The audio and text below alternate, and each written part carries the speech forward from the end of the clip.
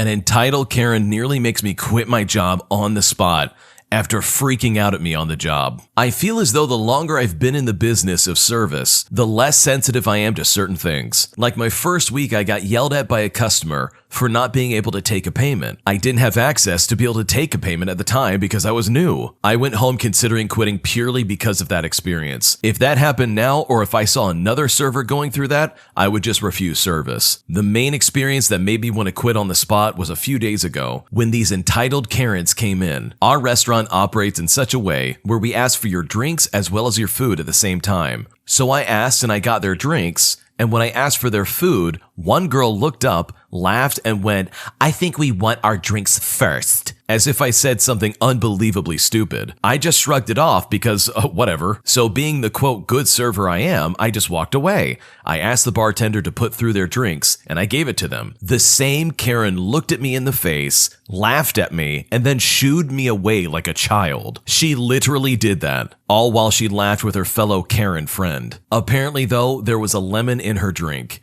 She wanted a lime or a strawberry, but absolutely not a lemon. I simply didn't have the energy to explain that it wasn't me, considering she was right next to the bar and could see the drinks being prepared. She felt so unbelievably disrespected, and I'm not sure if it was the attitude of the woman or the constant snide remarks about how server staff have nothing else better to do, so we should just be better at serving them if this is all we amount to. But it really got under my skin, all because she didn't get a lime. So then they got their food, I deliver it to them, and she just stares at me before laughing in my face and demanding that I take it back to the kitchen. When I asked why, she responded, "Because I want you to," and then demanded that I remove the food she ordered from her bill, as she has literally changed her mind as it was being brought out. Apparently, according to this Karen, as a server, or as she called it, the lowest job in the hierarchy, it is my job to do as she says. And you know what? I didn't do what she said. I handed her over to my supervisor. At this point, my shift was over.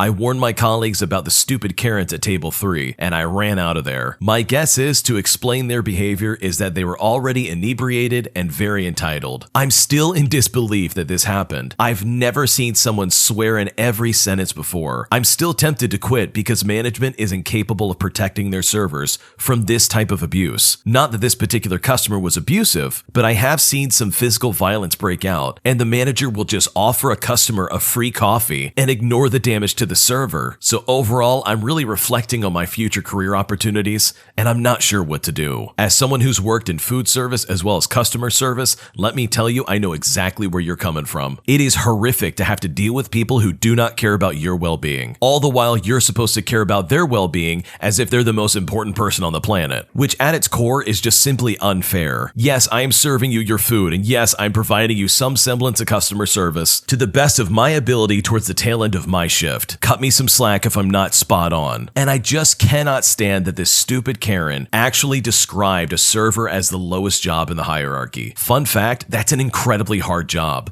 They work harder than some people I've worked with in a corporate setting. That's why personally, whenever I go out to eat, which isn't very often, I make sure to tip those servers well, because I know for a fact their job sucks and they have to deal with people who are absolute garbage human beings. It's the least I can do, really. But this Karen should be ashamed of themselves for treating someone like this. In my honest opinion, you can really know how someone actually is by simply taking them to a restaurant and seeing how they treat their waiter. This is somebody who would not know who they are and has absolutely no skin in the game, as to say. So the way they treat them is a great way to figure out how they treat most people, especially when you're not around. Overall, I really feel sorry for the original poster. I know exactly where they're coming from, and hopefully if they do change jobs, they're able to see that they can find a place to work that will actually have their back when things go wrong, and will actually be there to help you and support you through thick and thin. My coworker stole all of my tips after a long night of serving, so I picked up a shift on Sunday and worked through most of it before I had a medical emergency and had to leave. This isn't the first time this has happened to me at the restaurant, and though it's been a few years, the same people who were working with me the last time are the same people managing the place now. The other servers are relatively new, as they've only been here for maybe a few months. So yeah, the managers put my money in an envelope and locked it in the office. I told them that I'd be in this morning to pick up my tips, so they said they would bring the money to put it under the register, so that I could just grab the envelope and go. One of the managers popped open the drawer and my money was gone. She runs to the back to check the office and my money wasn't there. I had to get get to work, so I told her that we will sort this out later. The owner just called me and apologized, saying that one of the servers was caught on camera stealing my money from under the drawer of the register. I know exactly who it was, and since I've picked up weekends there before, she's been treating me like a threat. So now I'm trying to decide if it's even worth it to press charges or to just let her get fired and figure her stuff out. I've got my money back regardless, whether or not she gives that envelope willingly or if the owner's just gonna have to pay out of pocket. Regardless, I'm going to get my money. I would 100% press charges against the person who stole my money. There is no way I would let that slide. And while yes, they are getting fired, they absolutely should be charged for what they did. Maybe I'm being heartless, but when it comes to my money that I work hard for, there's no way I'm gonna let someone else take that from me or in any way, shape, or form delay me getting it. I've worked in the food industry, I've worked as a server as well as a busboy, so I understand how valuable those tips are and how badly I would need them sometimes just to make ends meet. So if I was in the original poster's shoes, you better believe I would be calling the police on this situation. But what would you do? Leave a comment down below. We'd love to hear it. An entitled lady tries to turn off my uncle's dirt bike because apparently it was just too loud while he's riding it. So for context, this happened about 2 years ago. At the time, we had a 100cc mini bike, and I used to ride it around our property as we had 2 acres. Where I lived, you were allowed to ride dirt bikes, side by side, quads, etc. So this particular day, me and my uncle were riding around the backyard for about an hour before this lady approaches us. Now, we were kicking up a little bit of dust, but our property is pretty far from hers. "Hey," she yells to get our attention. Yeah? Hi, sorry, I couldn't hear you," my uncle says. Now, I'm not going to go through the whole thing, but she basically lectured us about how what we were doing was illegal and how we're not supposed to be doing it. Keep in mind, we are on our property, and even if we weren't on our property, it was county land, therefore it was still legal. My uncle basically goes on to explain how what we were doing isn't legal. Once she is proven wrong, she goes back to her house on a quad with no gear. Anyways, we ride for about 30 more minutes and she comes back again. "Excuse me, I'm trying to feed my horse. Can you get off those things?" she says. Keep in mind, our property is pretty far from hers and our bikes are not loud from her house. She then proceeded to literally try and turn off my uncle's bike, so he gets defensive and slaps her arm away. She then tries to blame him for assault and she basically walks back to her house without her quad this time and films us the entire way back to her house while we're just sitting there in confusion of what just happened. Me and my uncle now make jokes about it and ended up nicknaming her the crazy horse lady, as we constantly ended up having more problems with her. Entitled Karens like this are really the bane of my existence because they are always constantly trying to ruin the fun, especially when the fun is legal and not bothering anybody. This story is akin to some Karen walking up to a skate park and getting angry at skaters skating on said skate park. Say that 10 times fast. No, but seriously, this lady walked onto this guy's property and tried to turn off his bike while he's still riding it. Like, how entitled do you have to be to try and mess with someone else's property? That is simply not okay. And then when she gets proven wrong and absolutely destroyed verbally, she walks back to her property just to film them. So at least they'll have some kind of demo reel when it comes to them riding around their property, I guess. So the moral of this story, don't bother people if they're having fun, especially when that fun is not bothering you. Otherwise, you're just gonna look like a Karen.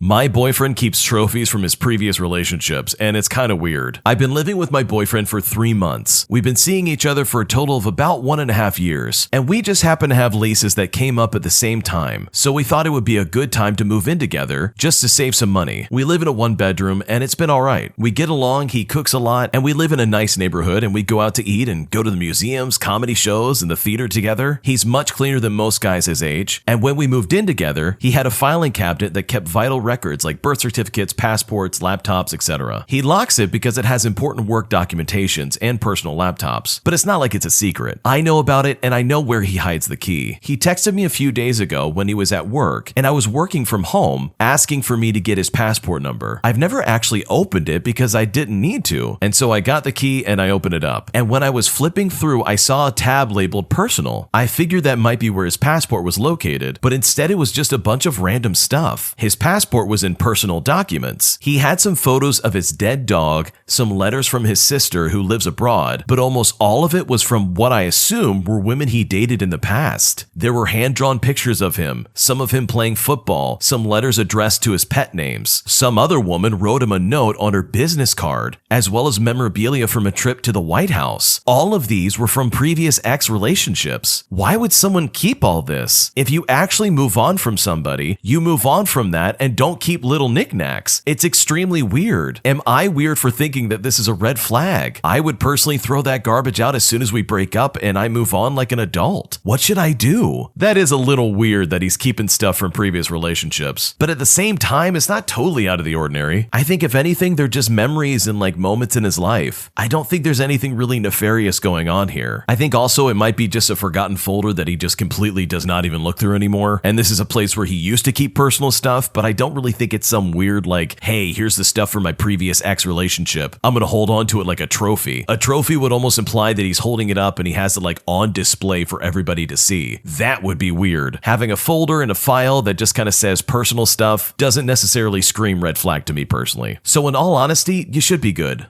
My stepmom has completely stolen my dad away from me. I'm a 17-year-old male, and this story takes place a few years ago. My dad got a new girlfriend in September of 2019. We thought this was great and everyone was happy because he was pretty lonely. When we met her, she was great. She was funny, she liked messing around, and she was just overall a nice person. On Thanksgiving of that year is when the first odd thing happened. She talked about how she just left her husband because she didn't like him anymore. She left the state and didn't divorce until it was completely forced on her. On Christmas, when we were all playing around with our presents as kids do, she suddenly starts yelling at her kids for playing with our stuff, which they were allowed to do, and started pulling them by the ear. This caught everybody off guard, and my mom told my dad that he might want to be careful around her. Then February came around and it was a normal weekend. Me, being the annoying brother that I am, decided to steal a Skittle from my sister. I know this was a pretty rude thing to do, but I was joking around and I gave it right back. She then starts yelling at me for how rude it was and how I should be nicer to her. This threw me way off guard. She started yelling because I took a Skittle. She then made me stand in the corner on one leg and count to 100. This is extremely odd because no one in our family ever gives physical punishments. Meanwhile, my dad is just standing there and my sister is trying to explain that it was fine. Later that night, I threw up, and for a very, very long time, I thought I was just sick. Turns out that it was a reaction to trauma I had when I was a baby, where my biological parents didn't feed us or my brothers and got us in trouble for eating. When I was being told about this, I also learned that since I was adopted, my parents agreed that I would never receive punishment for food ever. This is why I threw up. My brain remembered the trauma and I reacted to it. What made me mad is that my dad just stood there when he knew about this deal. Fast forward to August of 2021, and we started to receive counseling, and in September, we started to see our dad again. He promised that he had changed, and that the stepmom was not going to give punishment to me or my sister in any way ever again. We started rebuilding our relationship, and for a month or two, it was good. Then, 2 days before Halloween, my brother gets sent to a psychological hospital for allegedly destroying the house and for having bad behavior. This was hard on us, but he had been aggressive in the past, and so it wasn't the hardest to believe. He got out on December 10th and was once again admitted on January 3rd. This was because he had gotten very aggressive and angry when he found out he didn't get a PS5 for Christmas. During this period, his dog was taken and locked in its room for 2 weeks, only allowed to leave for the bathroom. They then had student-parent meetings. In this meeting, the stepmom verbally admitted that they locked the dog in his room. This immediately started a CPS investigation. During this time, he was once again admitted to the hospital. This time it was because, and I quote,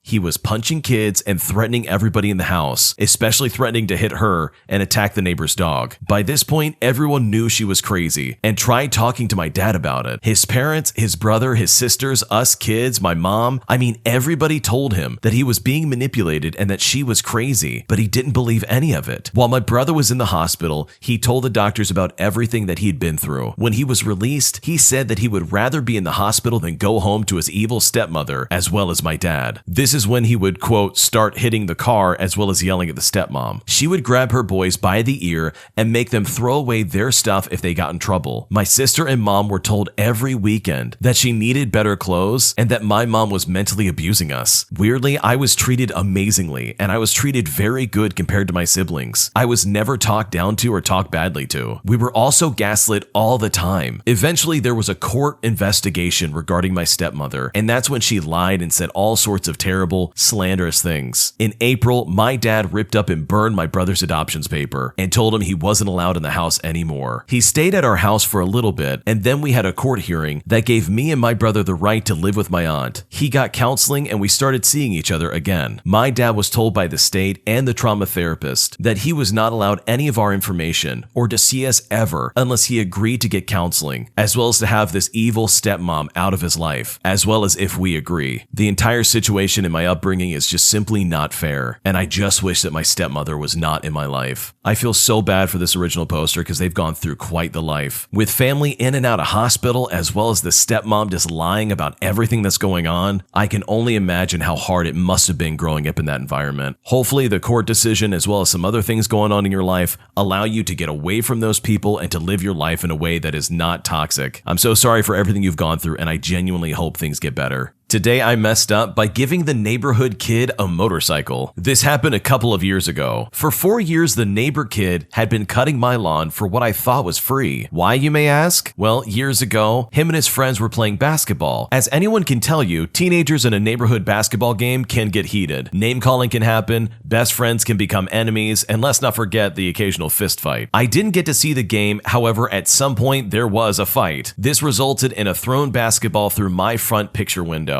Now, as a result, I have a basketball through the window and a kid on my front porch. A lot of crying and a lot of anger came afterwards. There were apologies left and right, and they'd say that he would pay for it. But to be honest, I really wasn't all that mad. Obviously, nobody intended for a ball to go through my window. I wanted new windows anyways. Now I had a really good reason to do it. All 4 kids helped put some plastic up for me, and as far as I was concerned, all was well. The parents are great people, really. They were always kind, and we'd watch each other's property if one of us was away. I had plenty of neighborhood cul-de-sac parties over the years. They were more upset than I ever could have been. They decided their son would cut my lawn for free until he was 16. It was kind of extreme in my opinion, but they weren't taking no for an answer. So this kid had to cut my grass for 4 years? I personally thought it was ridiculous. But in the end, that kid cut my lawn every 2 weeks in the spring, summer, and fall. He messed up some unbelievably expensive plants once that cost him more than the window. His parents never let me hand him money, and I personally felt that this just wasn't right. So I started putting $100 every time he did my lawn in a safe box, 15 times a year, and fast forward 5 years later, and he had racked up $6,000. The summer he turned 16 was 4 years after the basketball accident. He was getting his license and he wanted to get his own ride. I waited until his parents got home, walked over to their house, and handed this young man the money in front of his parents. They said, "No, of course not," but I didn't want to hear it. I told him I would be very upset if you gave me the money back. He had mowed my lawn and never complained for 4 years. Honestly, he earned it. The kid was so happy and overjoyed. His mom and dad were kind of emotional, and so was I. The next day, I hear a window rattling and a Harley Davidson outside. Oh yeah, he bought his best friend's older brother's motorcycle. This fool had never even owned a dirt bike. I'm outside his mom's house and I'm in shock while she's just angry. She's cursing at me because apparently it's my fault because I gave him the money. She's saying how she's gonna hurt himself or even worse. You know, everything a mom would say. All the while, I'm trying not to show that aside from being shocked, I'm slightly amused. I can't prove it, but I think he spent that $6,000 specifically just to upset his parents, especially for making him mow that lawn for free. I mean, he didn't know there was actual money involved. 2 days passed by and I hadn't heard the bike start. Finally, I hear it start up. He pulls out of the driveway and makes it to the stop sign. He goes to turn, hits the curb, and whiskey throttles it and hits a parked car. He breaks his left arm, his wrist, as well as his right hand, and he's all scratched up. And the medical bills alone cost a lot more than $6,000. And to top it all off, he didn't have any insurance yet. He didn't even have a motorcycle license. So he was personally liable for the parked car that he hit. The bike was trashed, and it all ended up costing him close to $10,000. So in the end, his mom was right. He really was gonna hurt himself. This story is really funny because it's one of those things where it's like, how could you expect this would happen? Like, I'm sure this guy had every good intention in his mind to give this money to this kid, obviously without the intention that this kid would break his arm, his hand, and everything else. And also the kid didn't even have insurance and he had to pay for everything. That's a lot of money down the drain, and a lot more than $6,000 that he had slowly earned over 4 years. And I'm kind of with the original poster on this one. 4 years for a broken window? That's insane. insane. I think I would be pretty upset with my parents too if they made me cut some guy's lawn for 4 years, all because I broke a window. It would have been easier to get a part-time job and pay for the window that way, instead of being subject to some kind of labor enforcement. I mean, that's crazy to me. I really feel bad for the kid in this story because it looks like he just can't catch a break, and now he's going to be stuck with some broken bones and a lot of money to pay towards the car he busted up, not to mention his busted bike. Thanks for watching. When you subscribe, make sure to hit the bell to turn on notifications. To finish listening to all the stories, use the playlist at the top of the description. And the next time you live stream, use the cream of the crop music. Search Cream of the Stream on Spotify or whatever platform you use for copyright-free music to use for your next stream.